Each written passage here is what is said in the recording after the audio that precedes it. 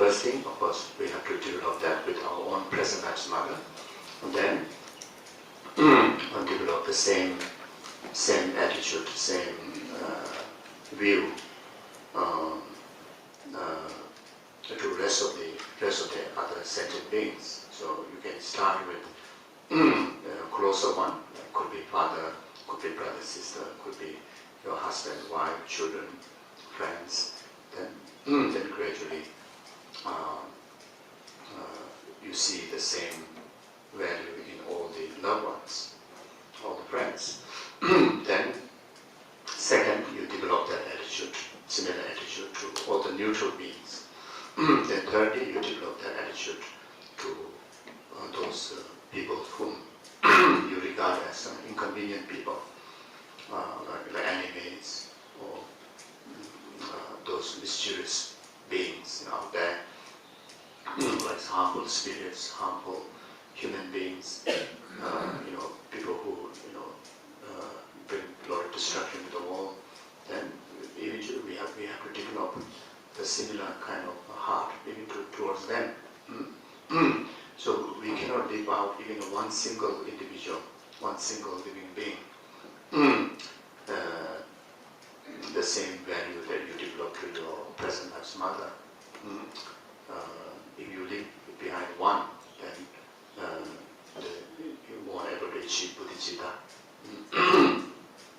So in general, Lamrim, realization of the stages of Lamrim path, then the one area must spend quality time, even it takes long time. Worth spending is on Guru devotion, teaching on Guru devotion, practice on Guru devotion. When that the realization of Guru devotion is developed, then rest of the Lamrim path will naturally comes in our way. As far as concerned training of bodhicitta, as long as you develop the first point, recognize all sentient as mother, then even bodhicitta will come easily in one's way.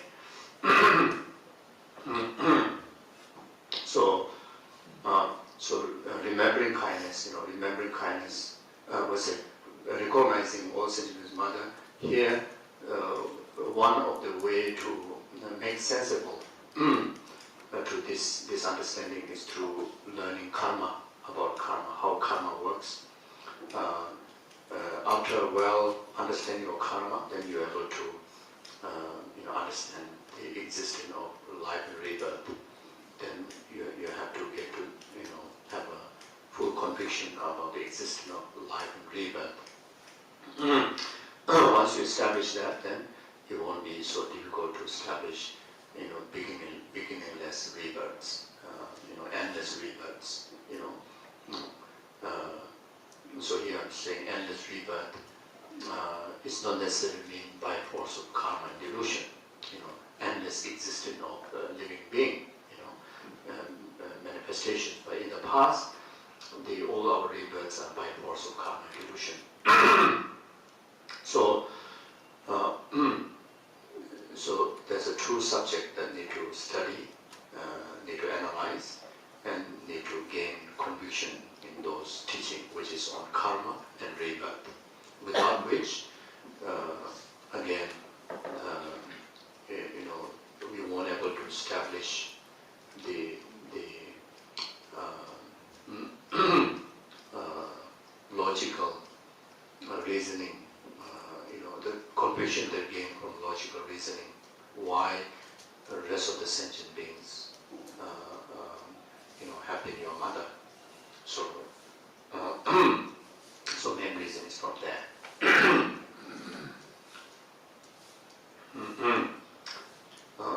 So then, not only been mother once, but there has been mother many times. Again, understanding the limitless reincarnations we have taken in the past. Even one mother take, without taking turn of many times, were able to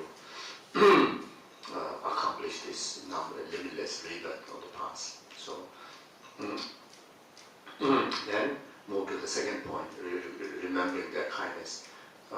While they being as a parent, well, the sentient being as a mother, like this present as mother, kind, well, they are not being as our parent. They're like those of the rest of the other sentient being. Right now, all our happiness are dependent on them. The happiness are the result of marriage. And marriage are committed through virtuous deeds that which in relation to other sentient beings. So again, it is very much about understanding of how karma works. So from there, then not only they've been kind while as mother, but when they are not mother also, they are not acting. They're not being performing the responsible mother. Also, they has been kind to us. And then more than that, the enlightenment that we are aspiring for has to come from the benefit of the other sentient beings, all sentient beings. Each and every single sentient being played a role to actualize our greatest spiritual aim.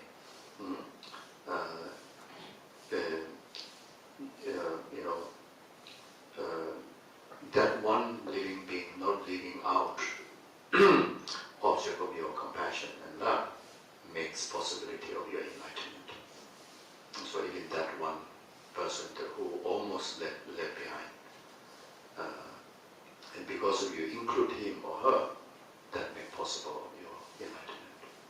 See, so you can understand that. So therefore, in our day-to-day life, the enemies, the troublemakers are always you wish to push away, isn't it? And just because of not pushing away from the object of your compassion and love, they make possible your enlightenment. And they are equal kind as the loved one. Then repaying the kindness. So repaying the kindness through the rest of the points. Repaying the kindness through generating love and generating compassion and delivering the deeds of compassion to them, which is causing and conditioning sentient beings to be free from suffering, causing and conditioning your mothers to be free from suffering and its causes. So therefore, for this present life's mother, how you condition, how you express your compassion, one of the way, yourself living in virtue, yourself abstaining from negativities, that cause and condition your mother to be free from suffering. Beside expressing compassion in action, literally elevating their difficulties in life, their sufferings. So most importantly, to elevate the pervasive compounded suffering, elevate mother from pervasive compounded suffering. Especially if the mother is not practitioner, especially the mother who is only engaging in negativities. The mother is always engaging in negativities. Then even greater responsibility as a child who is a practitioner to practice even more diligent, to elevate the mother from the pervasive compounded suffering, elevate the mother from the bondage of karma and delusion. Then, of course, if there's a way, then you express repaying kindness through love, meaning you condition happiness, cause happiness to them. Especially here talking about true happiness, real happiness. So the essential happiness are temporary happiness. Mostly it's in the nature of suffering of change. But still, it's still necessary. As long as you carry human body, it's necessary. So you elevate them from suffering of pain, suffering of change, but most importantly, you cause and condition them genuine happiness, the happiness of liberation. So, if there's a way, you share your Dharma values. You teach them Dharma. You teach about the wisdom of happiness, about the attitude of loving kindness, compassion, bodhicitta, But if they are not in that position, then you practice. You as a child, you practice for them. You live in that wisdom. You live in that attitude. So that's that you're directly conditioning or causing your parents to actualize the genuine happiness of liberation. Some more, if that virtue always infused by bodhicitta, then they will enjoy the most perfected happiness or enlightenment. So this is how you repay their kindness. Okay. Then wholehearted reserve, the last one. When you look at the situation, the kindness that the rest of the mother sentient beings have done to you, again you can still take the example of your present life's mother. And as for meditation purpose, you visualize like they are blind, but actually meaning they're blind or ignorant.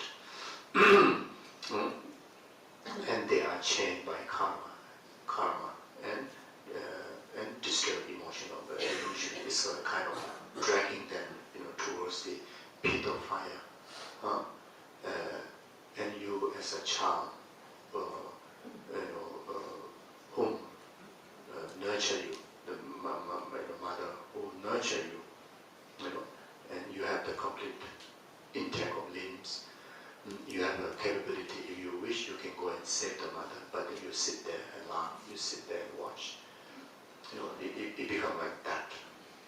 If we don't work for the mother sentient being, our position is going to be just like that. You see.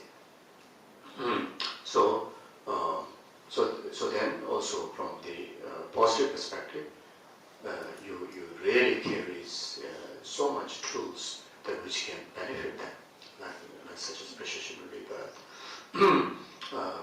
Dharma, wisdom, etc. So then you come to a point that I have full responsibility, and I like to take full responsibility by myself alone. I'm not going to wait for anybody's help, to help my mother, to help the rest of the sentient being. I'm going to take full responsibility. So by myself alone, I'm going to alleviate the suffering of pain, suffering of change, and pervasive harm of the suffering, and abide them in the state of genuine happiness of liberations, including enlightenment. So then that's where the wholehearted resolve, number 7 point, you actualize. The result of that, the bodhicitta born. The definition of bodhicitta, it carries the two aspects of attitude. The first aspect of attitude is aspiring your enlightenment.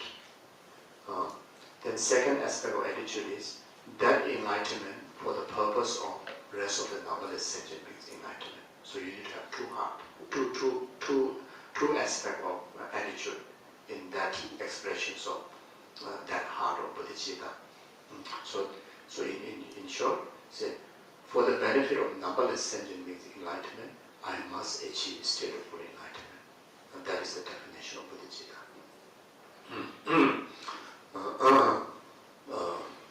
Then, as long as whenever you express that heart from depth of your heart, you are expressing bodhicitta in expressional aspect. At the moment, it's a creational one. If you keep repeatedly, habituating on that idea, that expression, eventually it becomes spontaneous one. Initially we may even require reasonings, what we discussed before this morning especially. Eventually no need reasoning. When you are among the people or not, doesn't matter. That aspiration is always center of your heart. one portion of your heart is always fully aware of that purpose. Then the rest of the activities of your bodhisattva mind will have the influence of this attitude. You see, so so those of the actions are very much like the actions that perform through our bodhisattva mind in the practice of 6 paramita. You know, we practice of generosity, practice of moralities, practice of patience, practice of joyous effort in practice, virtues, practice of concentration, practice of wisdom are very much expression of this inspiration to enlightenment, the bodhicitta mind. Then eventually this aspirational the heart will develop into an engaging bodhicitta, become an engaging bodhicitta, which is more stable, plus more engaging in practice. So in order to do that, then the bodhisattva precept vow is necessary. So very much defined when this aspirational bodhicitta develop into an engaging bodhicitta is when the time you take the vow. You know, when the time that you take the bodhisattva vow. Then from there, in your very best, living in the practice of 6 paramita, in your very best, or living in the practice of, let's say 7 aspects of practices on top of 6 paramita, then the practice of being in the service of sentient being. So that becomes number 7. So the practice of generosity, you know, the generosity of gathering as much virtue as possible. You know, generosity of material gift, generosity of dharma, generosity of protection. There are 3 kinds of generosities. You know, so if you have abundance or extra material resources, you share with those who need, who in needs. Then, if materially you are not capable, then offer the generosity of protection. You protect you know, those who are in life danger, like animal liberations.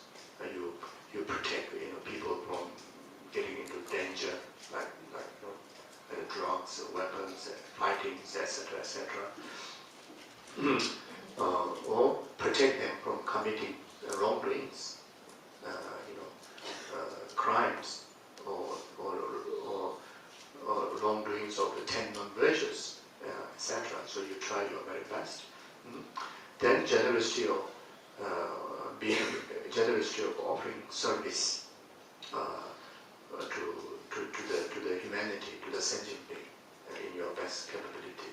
You know.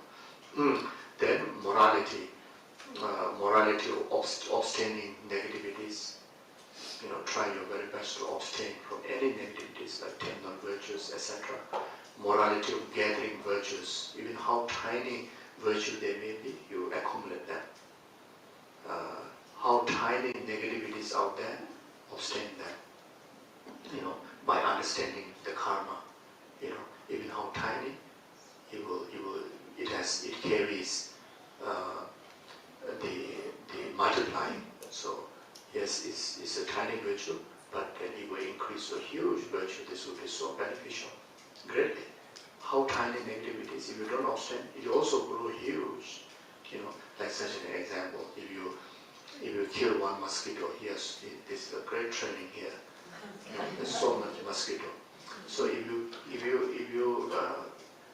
kill mosquito with the 4 conditions are there, like you know this is nasty mosquito. Then if I don't eliminate them tonight, I cannot sleep. Then after that, then either spray or slap or whatever. Then after that, okay, now I'm done. Tonight I think I'm free from this mosquito. So these are 4 factors. So when this is complete, so we create the karma of killing one living being, the mosquito.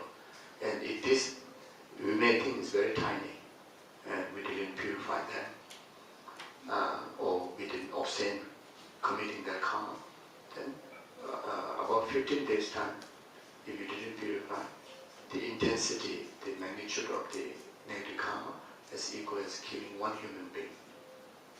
You know, the intensity of karma, about 15 days, is like kill one human being. You see, we may not jail in the conventional jail, but the karmic jail we already handcuffed. So before becoming such a heavy karma, you need to purify them. That's why the Vajrasattva practice, even in, during this course, evening there's a Vajrasattva purification practice, so important. So here, just few days we do that. So when we go to our own, life, these are something that is good to practice, so that even just reciting 21 times of Vajrasattva mantra, it will purify the karmic intensity from multiplying more. You see. So anyway, then morality of being dedicated in the service of sentient being. Then patient enduring difficulty, enduring suffering. We need a lot of patience to endure suffering. So here to be understood that endure difficulty when we train in the path. It's not easy. To practice Dharma is not easy. It requires a lot of sacrifices. Very much need to sacrifice all our lifetime habitual doing, habitual way of thinking. So all this need to be sacrificed. So that's not easy.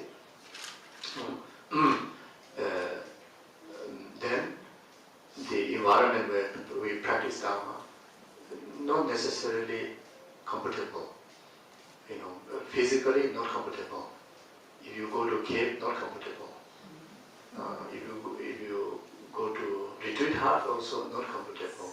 There's no 60-star kind of retreat huts. You can build if you want, why not?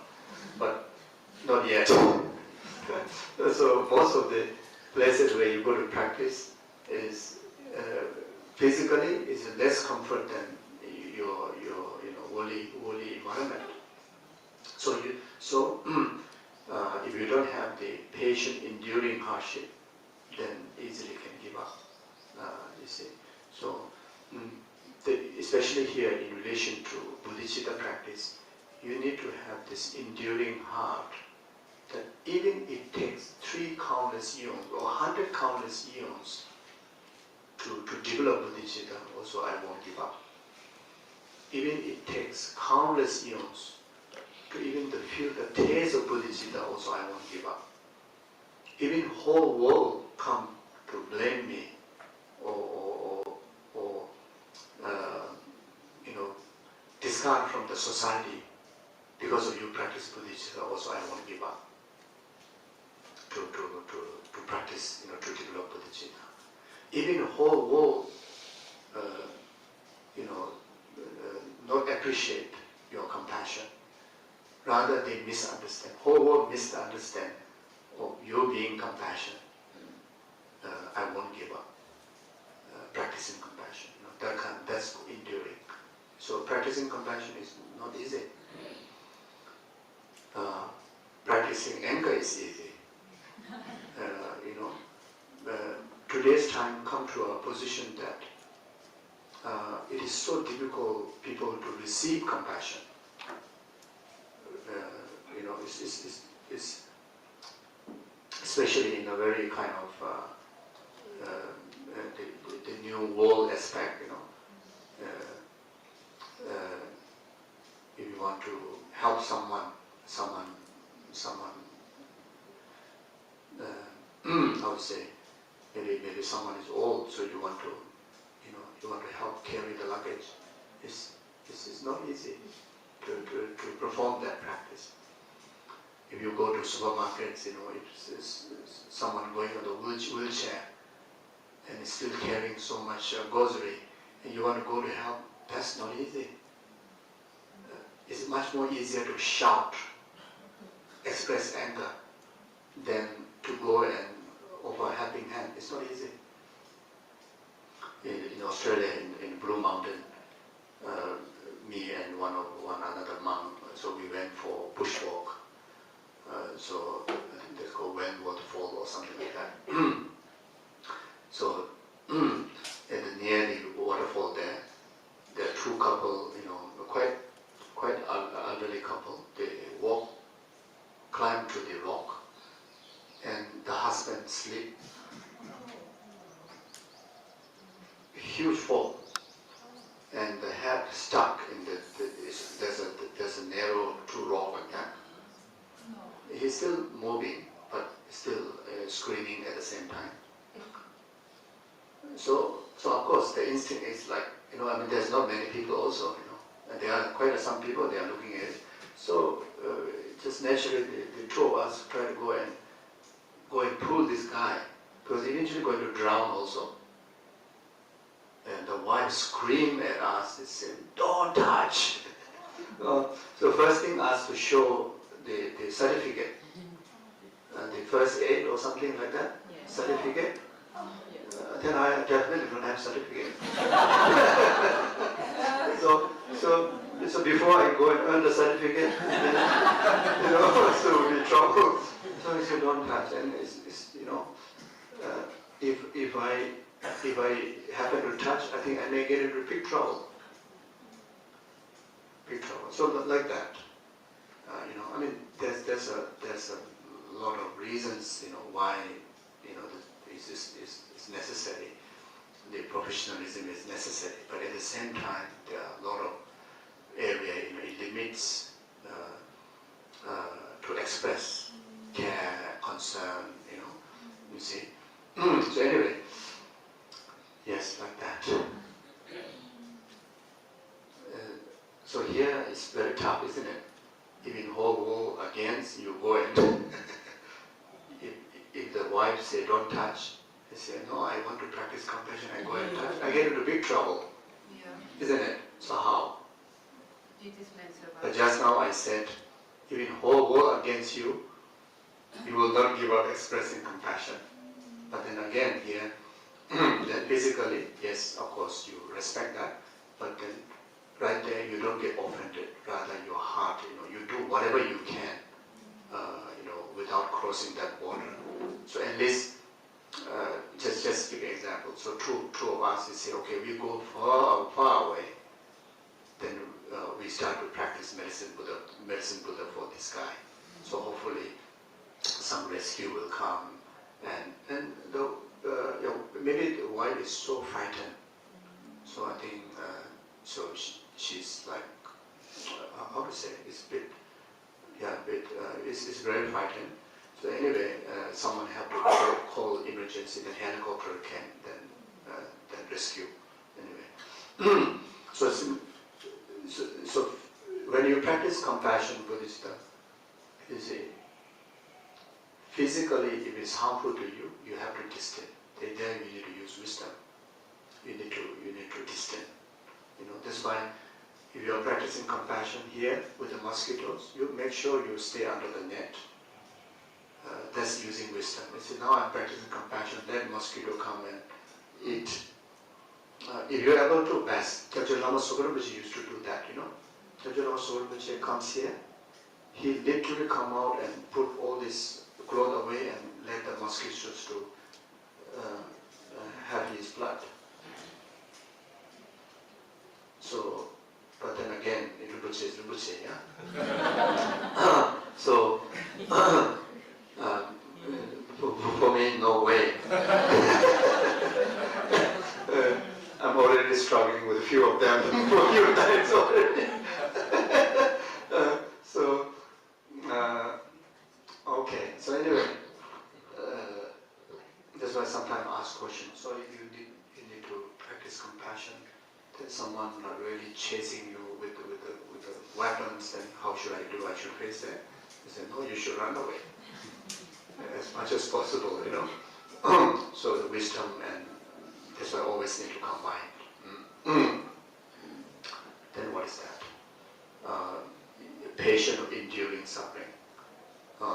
Then that also to be understood.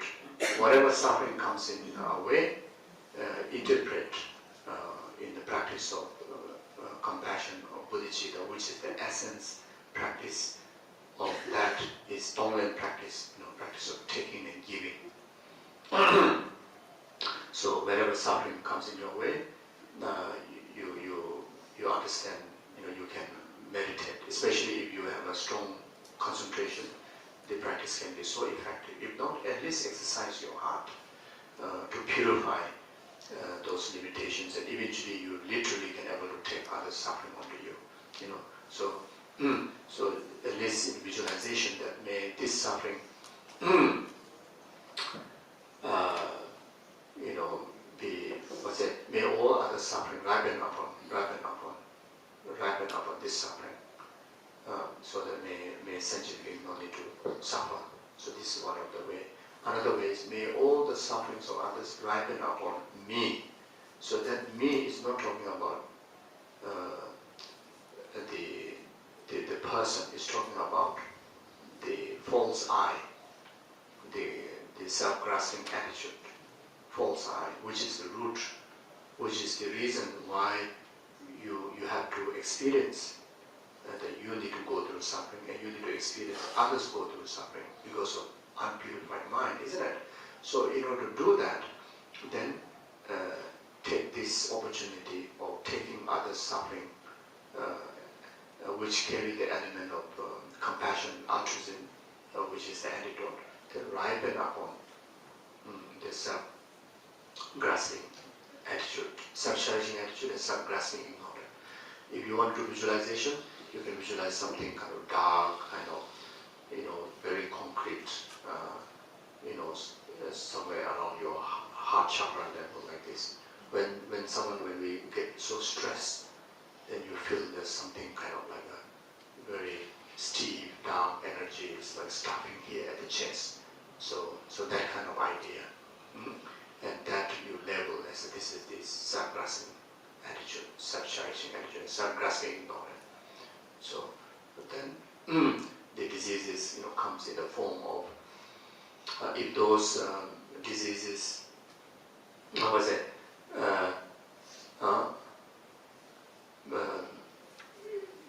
suffering that sentient being experience, they're very much like in the three reasons. The suffering that experience,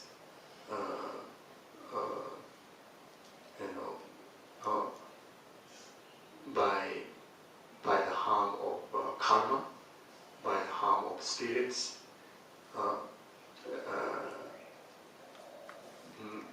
then spirits is like elemental spirits.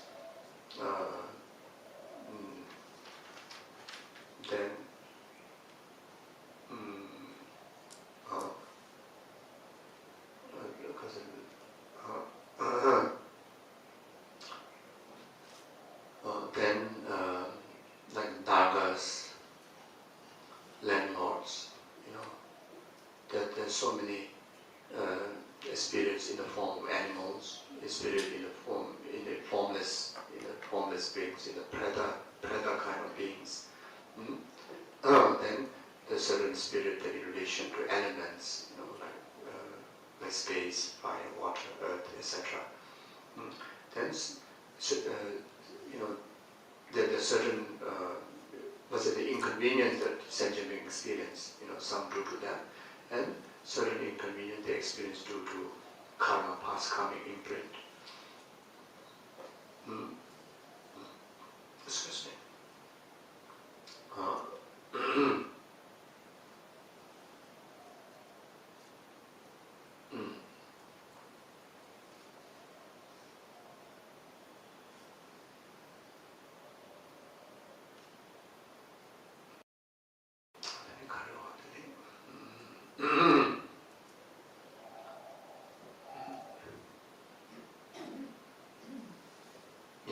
So those negativities, those inconvenience that due to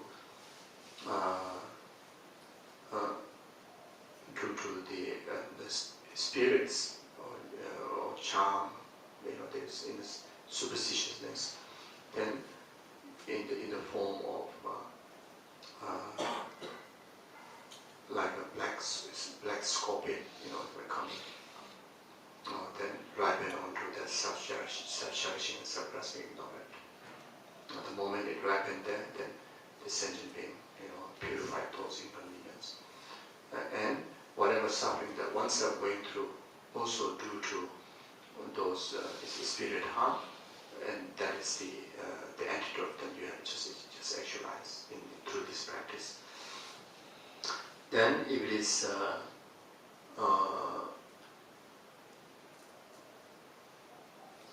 due to karmic obscuration, then in the dark smoke, black shoot, it's right, it's trouble and ripen upon that self-judging, self-grasping attitude, and understand, purified.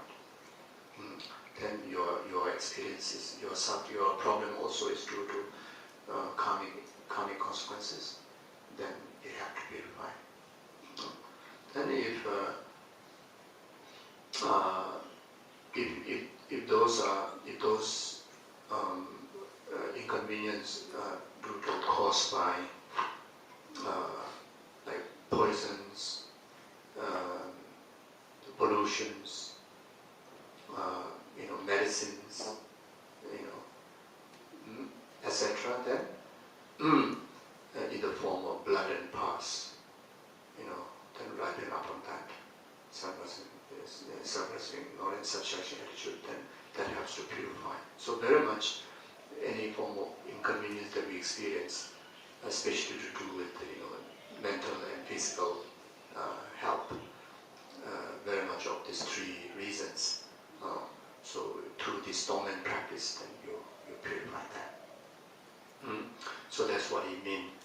Instead of panic, instead of get scared, you endure that suffering that going on, through the practice of antidote or Tonglen practice. And so this is what I mean by endure. The patient enduring suffering. So Tonglen practice. Then you can also do Tonglen practice, through the breathing exercise. So when you breathe out, you send all the merits and good virtues and good energy, and happiness to rest of the sentient beings, and they actualize those happiness. Actualize in happiness in them. When you breathe in, then you take all the inconvenience that it causes, again ripen upon the self-judging, self-grasping, ignorant, then sentient being elevated from from miseries. So whenever you experience inconvenience, you can also practice like that. For some beginner find it a bit difficult in that way. Our faith and conviction in the karma, the practice is not so strong. Then you may feel like adding more stress onto yourself, and you're even concerned that those suffering may ripen up on me. That kind of concern may arrive. If in such case, then at least you can meditate like this. May my suffering be sufficient of suffering of all other sentient beings, so that other sentient beings don't need to suffer. And whatever merit that I gain through this practice, I share with the rest of the sentient beings. You can start with that. In a long time when I was studying in Serra, so we stay in the house number 29, so this very small area, which in the past the late Kesul Rinpoche Lama Pundu, maybe Lama Yeshe went to Sera, maybe he must have stayed there also. But Lama Pasang, and Lama Ishi's brother, they all stayed there. So later, anyone from Kopan we stayed there. So one time, we have a dog, more like street dog, but always hang around in our area, called Ki Mari. The color is a bit like red color, so Ki is dog, Mari is like a bit like red color Ki. So she got this wound here. So we heard of this dominant practice, all this, but still scared. So one of my classmates, his name was given as Dr. BK means is like spoiled doctor or false doctor or whatever.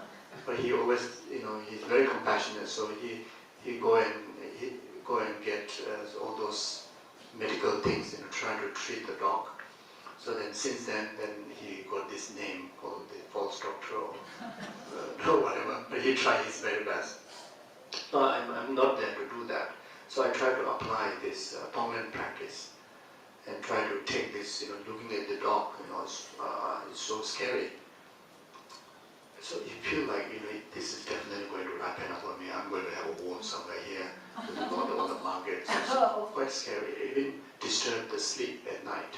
And it's quite intense. So then after that, how to get out of that?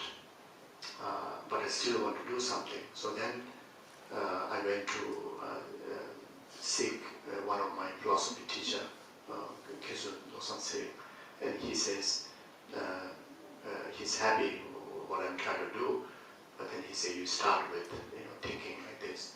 He said, at that time I have a gastric problem, so I told him I did this. So he says all the suffering of the dog, the gastric problem is sufficient of suffering of the dog.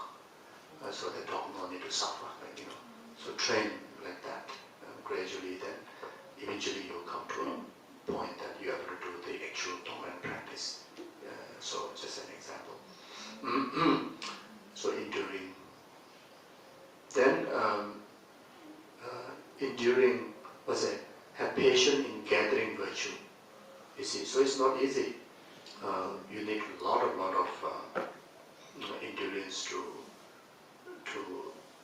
practice Dharma, to gather virtue, like especially to offer service to sentient beings. It's not easy.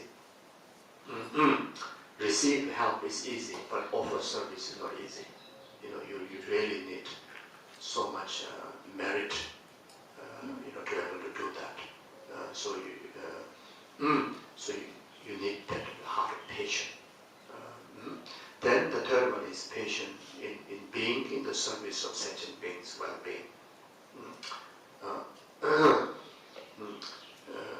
After helping someone, then they what do you call? If they don't appreciate, rather what do you call? Ungrateful. Then there you can still sustain your coolness and compassion. So that it becomes in the practice of patience. So an example like that. Then joyous effort. Here, joyous effort is not a normal effort. Here you need to have a joy in the practice of Dharma, in the practice of compassion. So for that you need to learn the outcome, the benefit, the ultimate temporary benefit, ultimate benefit. So the practice of love and compassion, bodhicitta, the ultimate benefit is enlightenment. The other being going to receive the benefit of enlightenment. And for yourself also, the result that you're going to receive the benefit of enlightenment. So therefore, you should, feel happy. You generate that happiness to practice. Then concentration. So concentration, it is about training in mindfulness and introspection. You develop certain level of control over your mind. Eventually to develop shamatha, but start with single-pointed concentration. Placing your concentration on one object. So train for few minutes, then gradually in Lamrim teaching talks about 24 minutes. They must have a reason. Then 30 minutes, then 1 hour, then 3 hours. Then very much you have a certain discipline to your mind. Your mind becomes serviceable to you. Your mind starts to listen to you. Your order. So so then that way, whatever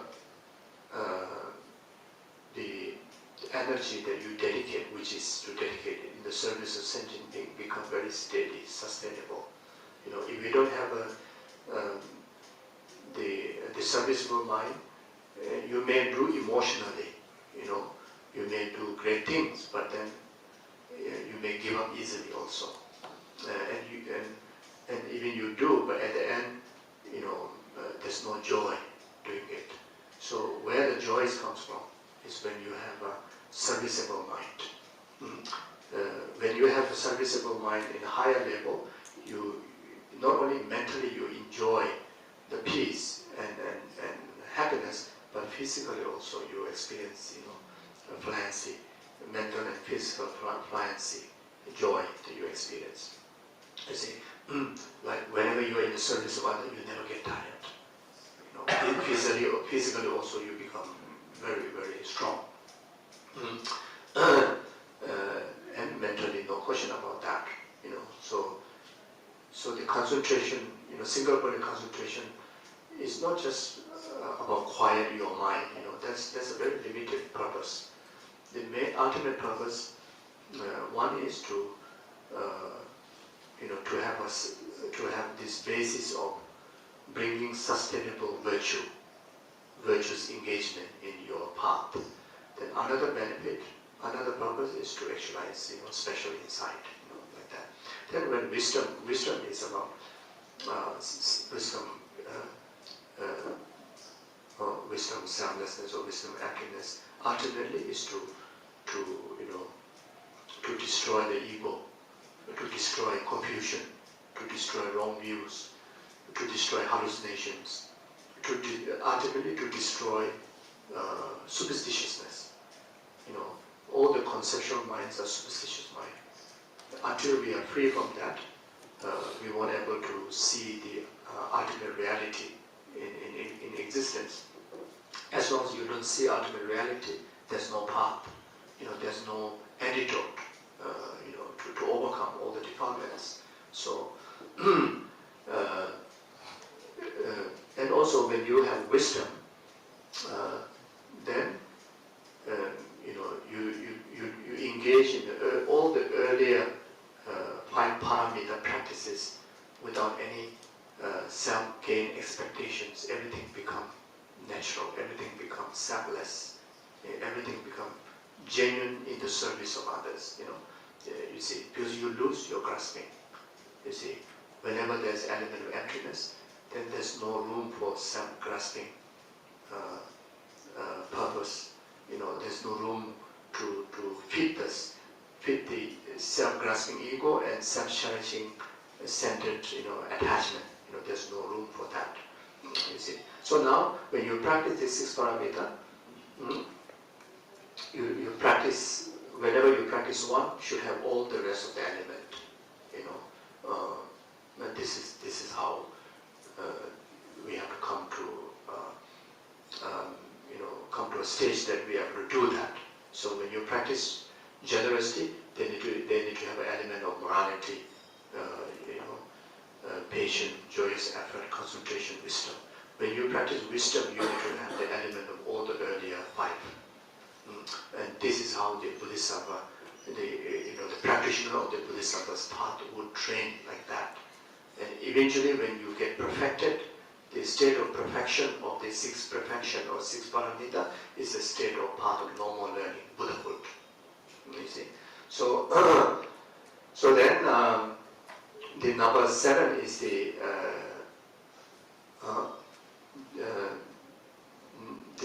living, just living in the practice. Whatever you do is for the purpose of being in the service of sentient being. So this is number 7. So when you talk about Buddhism or vow, is to practice this. There are 18 root vows, 46 secondary vows. You go one by one. It's certain line, certain vows looks like quite difficult to practice. So don't get discouraged by seeing that. When you translate into the practice of these 7 points, it's very much everybody think I can do it, isn't it? Huh? Don't you think, oh, that's okay, that sounds quite okay. But when we think about 18 root vow, 46 secondary vow, and somehow you seeing it one by one, it's like, oh, no, I'm not ready for this, So basically, today's teaching will be focused on all this area, and also we may not have time to go so detailed. So I've taught this part quite detailed teaching. So there's a note. So I've already sent to SBC Annie. So Annie will share through email to all of you. So you can read the the teaching on 18 root vows and 46 secondary vows. But then again, don't get frightened by those of the individual vows. You just, as long as you even to remember 6 parameter, easy, isn't it? Everybody knows. And to practice 6 parameter in your very best, you're already practicing, isn't it? I think you're already practicing. You're practicing even greatly. And you practice generosity, you practice morality. All of you are very moral people. You're practicing, and some of those of you are already Buddhists, you're practicing individual liberation vow like refuge. It's already morality. Some of you practice lay vows, all 5 lay vows. If not at least one, you practice a vow of no killing intentionally, no lying intentionally. So all these are great precepts, Then, patient, definitely, working out in your very best, isn't it? And many of you are, I think, really, you can do, you can bear with my style of teaching, which is already very, it shows high standard of patience. Also my mumbling, also my poor English, to capture what I'm trying to say, require a lot of concentration, a lot of patience, a lot of endurance. So all 6 parameters are already there, and you are definitely is already dedicated your life in the service of sentient being. You're definitely doing that already. So next time I want to take with someone, don't worry, you can do it.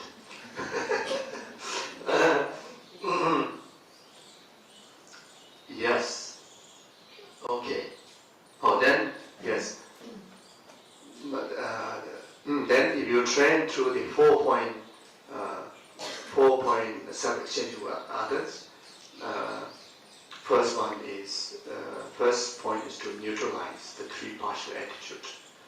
A strong attachment to the loved one, strong aversion to the enemy, and complete negation to the strangers.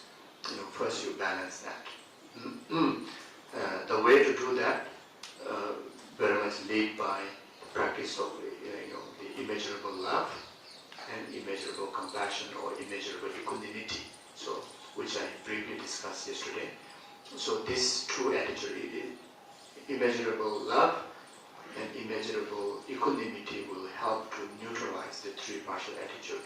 On top of that, then the second point is learn and meditate and make habitual in our mind looking at all the disadvantage of self-cherishing attitude. Self-cherishing attitude is the door to all the sufferings. Last night we did Lama Chöpa Guru Puja. So when the Lamrim section is recited in English, there's one section. It's beautiful if you read carefully. It's a beautiful guide for Tonglen practice. a beautiful guide for this 4-point, self-exchanging practice. There's one statement, in self-cherishing is the door to all the sufferings. Cherishing the well-being of others is the door to all the happiness. So the second point is to find all the reasons to convince yourself that self-cherishing only harms us. Then the third one is reflect on the advantage of cherishing others' well-being, bring all the benefits. You reflect on that. Then the fourth point is to actually self-exchanging with others. So that is not talking about the person changing. It's about changing the attitude. From now up to now, myself be the central focus compared to others. But from now on, others' well-being will be central focus. I will be the last one to think about. I will think about others' well-being first. So that attitude changing is called exchanging self and others. So now there's a supplement practice to both this 7-point cause and effect and 4 points exchanging with others. The supplement practice is Tonglen practice, the taking and giving practice. So if you train from the 7 cause and effect to develop bodhicitta, indirectly you also achieve the training in the 4-point self-exchanging with others. If you feel more comfortable to train in this 4-point self-exchanging with others, indirectly you also already achieve the training in 7-point cause and effect. Both of them, the supplement is Tonglen practice. So unless after self-exchange with others, bodhicitta naturally arrive, well done. If you still struggle the bodhicitta to be spontaneously arriving into you, then take some time to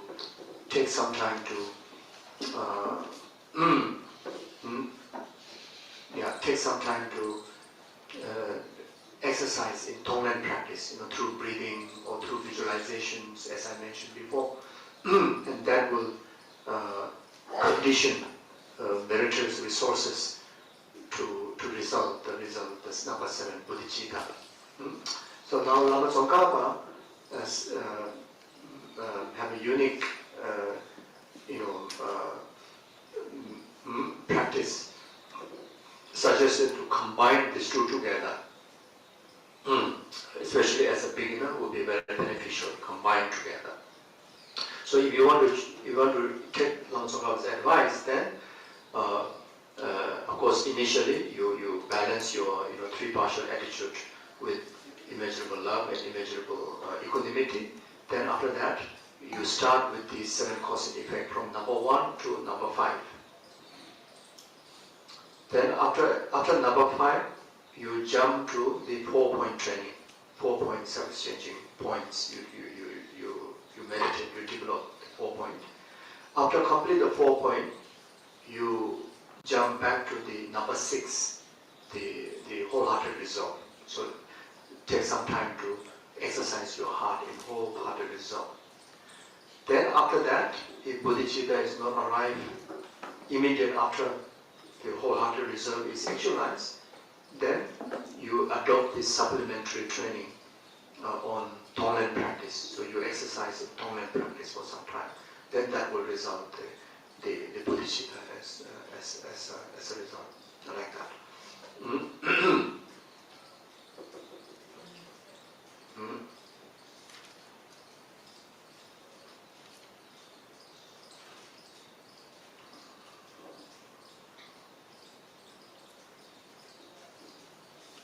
Yeah, so this is one. So the following verses is very much like what Adisha says. I shall explain the perfect method. So it's about these two methods. They're taught by the spiritual teacher. So the spiritual teacher Adisha has 507 teachers. The main the teacher that he received the blessing, the transmissional blessing, the teaching, and the impact is mainly from mainly from the Lama Silingpa, which is called the Dharmakiti Suvanantipa. It's called the Lama Silingpa, the Indonesian Lama Silingpa. Then there's another master that he's referring to is Buddhibhadra. Even though there's a few other masters often mentioned is Maitri Yogic and Dhammarakshita. These are often mentioned, but specifically for this true lineage is referring to the Buddhibhadra and Silingpa, the Dharmakiti, and mainly Silingpa Dharmakiti.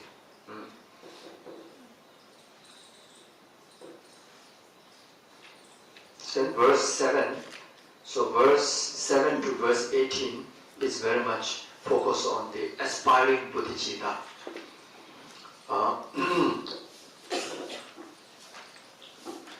It says, facing painting, statues, and so forth of the completely enlightened one, relinquish and the excellent teaching, offer flowers, incense, and whatever you have, with the 7 part offerings from the prayers of the noble conduct, with a thought never to be turned back till you gain ultimate enlightenment, and with a strong faith in the three jewels, kneeling with one knee on the ground and your hand pressed together, and first of all take refuge 3 times.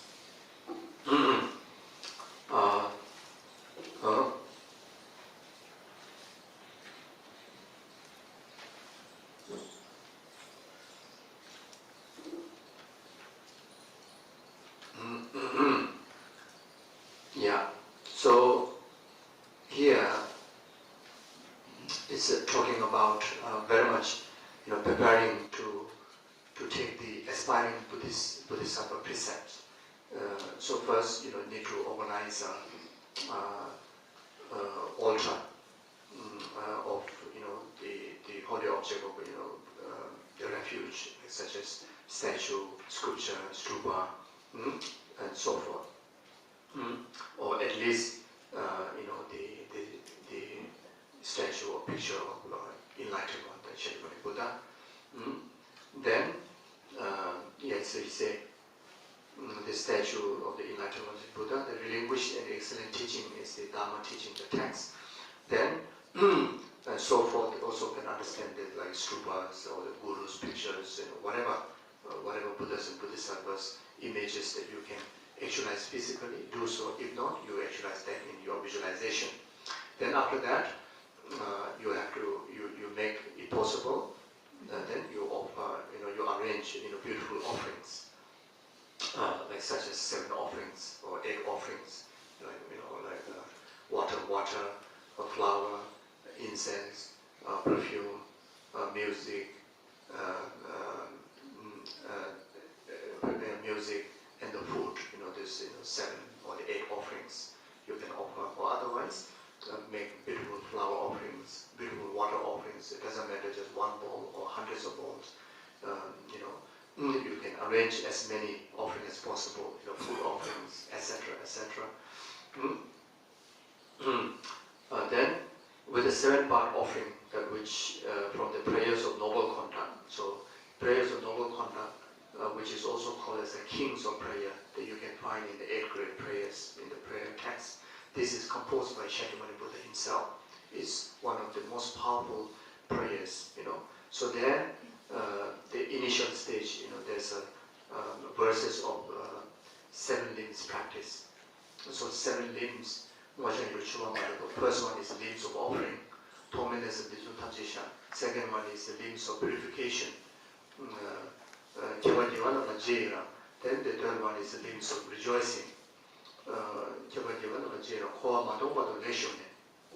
Requesting to remain until samsara end, requesting all the merit-filled, refuge-filled to remain among us, among sentient beings, to bless and liberate us. Or requesting the gurus to remain us, to turn the wheel of Dharma.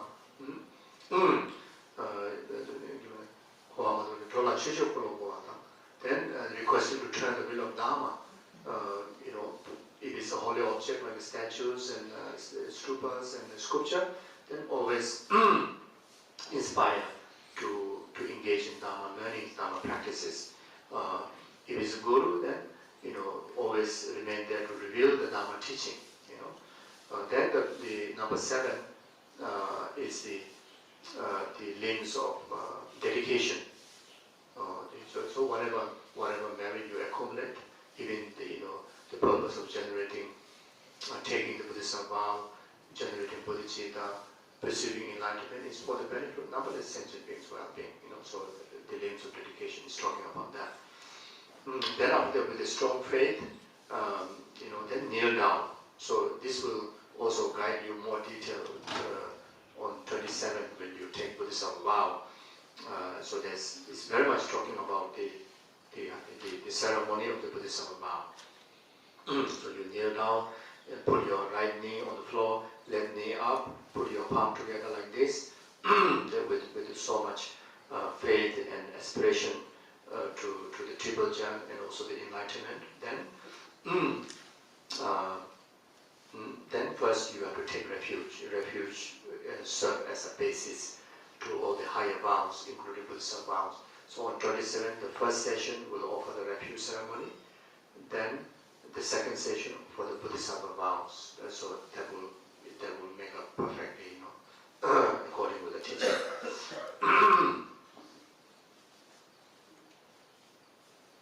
Then after that, verse 10. Okay, now it's lunch also.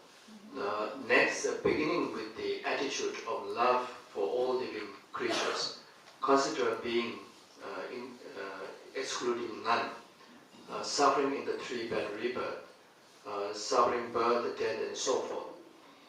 Then, since you want to free these beings from the suffering of pain, from suffering and causes of suffering, arouse immutably the resolve to attain enlightenment. So this is very much the teaching that just shared about the 7 cause and effect. First, you develop the immeasurable love, the immeasurable compassion. First understanding in reasoning your own limitation of samsara, develop that small compassion. Then relate that to the rest of the sentient being, develop great compassion. You see,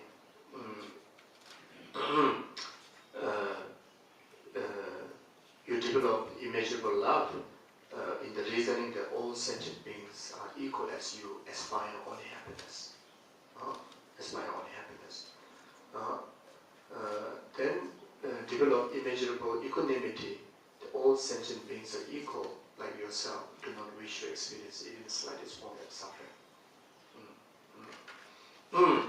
Well, then after that, then you develop,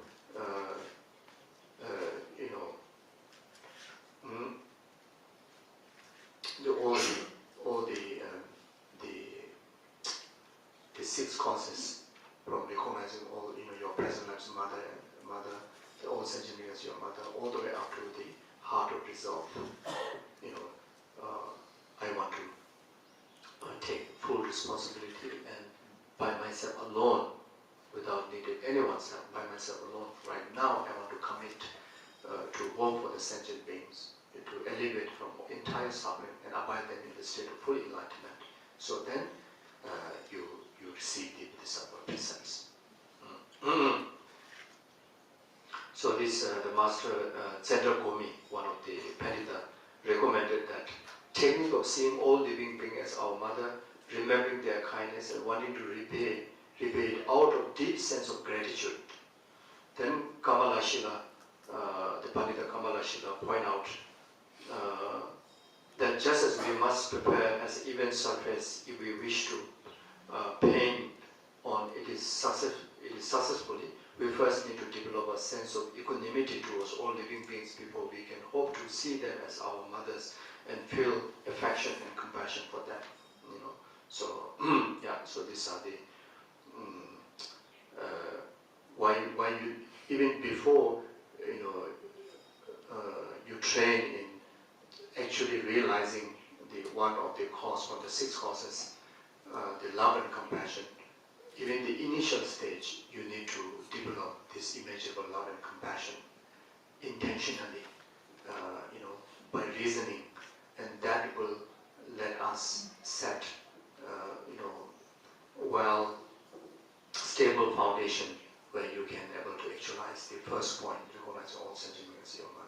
like that.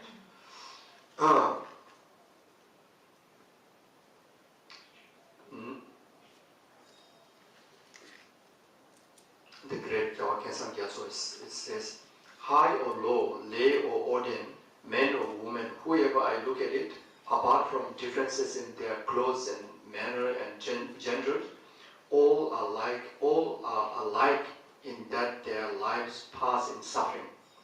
How sad the sight of my brothers and sisters of equal fortune. Then the Buddhist the Arya Deva said the Bodhisattva's deeds, it says, the yogic deeds of the Bodhisattva by Arya Deva, it says, the high have mental sufferings. For the common, it comes from the body. Day by day, both kind of sufferings overwhelm people in the world. So that's equal to everybody. So that's the whole reason why the loves, why the altruistic practice is so meaningful, because that will deliver the benefit of love and compassion effectively. Because everyone needs certain elevation from suffering. Everyone needs elevation from suffering, but do not know how to elevate that. Wish happiness, but do not know how to create causes for happiness. You see, there's most of the sentient being, even in the human realm, wishing happiness, but it very much willingly creating causes for suffering. Do not wish suffering, but then willingly, accumulating causes for suffering. It's very much like that. You see. So while we have this wisdom of Dharma, especially wisdom of altruistic Dharma, then that really put yourself in the best position and most capable position, most conducive position to dedicate life in the service of others, like that. Okay, we stop here. Then we offer. Maybe before that, then I would just say this one word. In Nagarjuna's, it was a precious garland. In Nagarjuna's precious garland, it says, even if you donate 300 pots of cooked food 3 times a day, it could not compare even a fractions of the merit from just a moment of love. So how precious it is. The benefit others receive, just even generating the heart of love, even not directly engaging in action, just cultivating the heart is far more greater than physically, feeding, 3 cooked pots of meal 3 times a day, every single day. You see. So we, as ordinary human beings' mind, it's a bit difficult to understand. We need to make sensible to that with the deep thinking. Otherwise we say, if people are suffering, give food is of course better. Why sit there and just cultivate love? The best you should do both. You see, but if not, which as a beginner more convenient to generate in heart. But that convenience still bring greater benefit than just focusing material gift, because that will help to that generation of love and compassion to the suffering being. It conditioned as an antidote to purify their karma. All the miseries are a result of karma. You see, just feeding food that may not serve the full purpose. But if you feed the food, if you're able to practice that generosity, just like the past Bodhisattvas and Buddhas, like such as the Bodhisattva great-hearted, the tigress story from the Golden Light Sutra, chapter 18. When Buddha fed his meat from the body, said, "You must consume it. By now, I satisfy you with the material gift, and may this create the auspiciousness in the future to receive the gift of Dharma." So when we give something, if we're able to do that, of course, greatest. If not, at least from our heart, we have all freedoms, and we also have all the resources, at least our heart is there. So just generating that, it carries so much benefit. Okay, so thank you.